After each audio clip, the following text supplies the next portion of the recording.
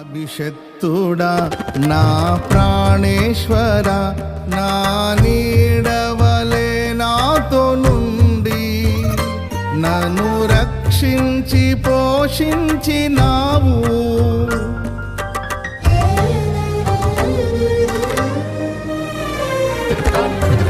నేనెన్నడు నాకై ఆశించని నీ దీవెనలతో తృప్తి పరచ